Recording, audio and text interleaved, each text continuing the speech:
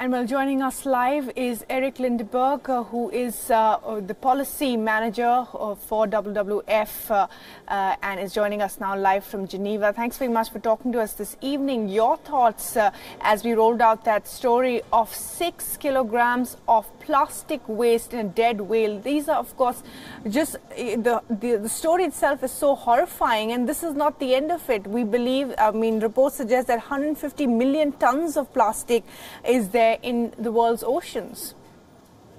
Yes, it's shocking and heartbreaking to read a report and see the images of that whale that has been found. And as you rightly point out, this is just a sign for a much bigger global problem. We see more and more whales, turtles, other marine life, fish being affected by plastic pollution. And it's reaching global crisis levels. And we find it everywhere. From the deepest trenches of the ocean to Arctic sea ice, plastic is is affecting all marine ecosystems. And yes, we're reaching crisis levels.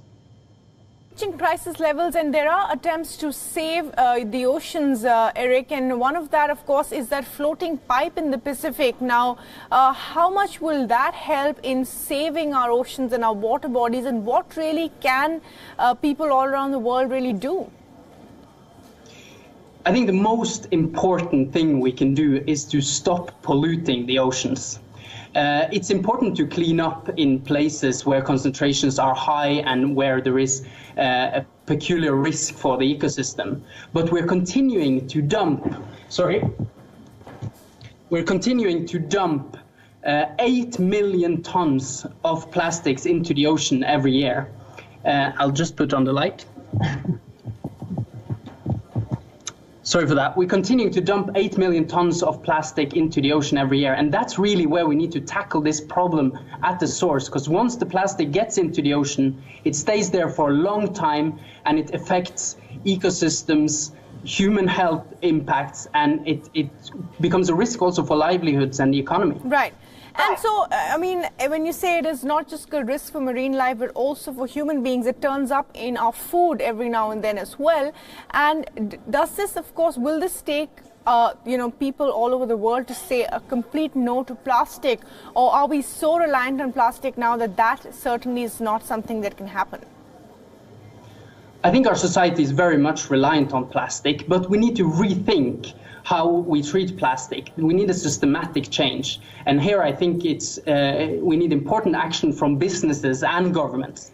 Businesses need to take into account the impacts along the whole value chain of their products. The whole life cycle of their products has to be incorporated into the design itself. Then we need governments to take much more bold action. We need to ban those products that we definitely don't need. And also, since this is a global problem, we also need governments to come together at the global level and agree on a new international treaty to tackle this problem as a global community as well. Right, Eric Lindeberg, WWF's Global Plastic Policy Manager, joining us from Geneva. Thanks very much indeed for sharing your thoughts this evening. Some breaking news coming in. A UK court has asked the Indian absconding businessman Vijay Mallya to pay up £88,000 to the investment banking company UBS. Earlier, UBS Group had tried to foreclose on a $26 million mortgage loan on the former billionaire Vijay Mallya's London house, which overlooks London's Regent Park. UBS was seeking possession of the property, which Mallya, who's battling an extradition case separately, used as a family home. And joining us live from London for the very latest on this is my colleague Mandy Clark, who joins us. Mandy, give us the details of what the court has said. Well, yeah, he's been asked to pay quite a large sum, and this is, of course, as you point out, different to the extradition case. This is about the a property that he has a mortgage in, and he started to default on those mortgage payments. So as a bank anywhere else would simply want to take that property back, put it on the market, and then have the payments that was not made. So it looks like the judge has taken the side of the bank at this point in time and has asked for that lump sum of £88,000. Now, although this doesn't affect his extradition case, both it seems both sides have been watching these two cases in tandem as they go through the UK court system. So it does seem that the judge certainly found that he was accused of fraud and had to pay back that bank. It will be interesting if it has any effect, of course, on his extradition hearing, which is a prima facie case all about accusations of defaults on bank loans back in India. So it is a blow to Vijay Mallya, and we'll have to see how it plays out. His next court case where he will be in court is December 10th. Right, and Mandy, of course, quite a setback there for Vijay Mallya. Of course, the extradition case continues, and it's been such a high-profile case, and many questions, of course, have been raised about the jails back in India. And, of course, Vijay Mallya has made that one of the contentious issues of coming back to India as well. But separately, of course, many different issues are being heard by the court in UK as well, and this just being one of them. Exactly. So it's not just a straightforward singular court case he's facing.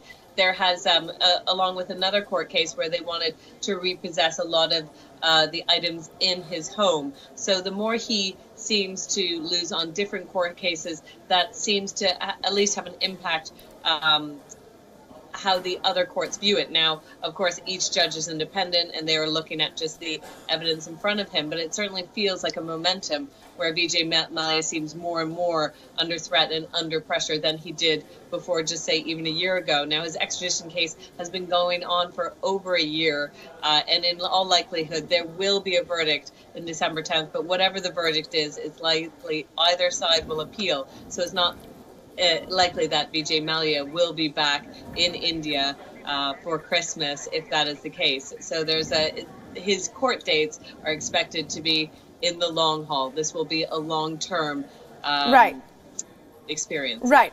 All right, Mandy, thanks very much indeed for joining us for the latest there.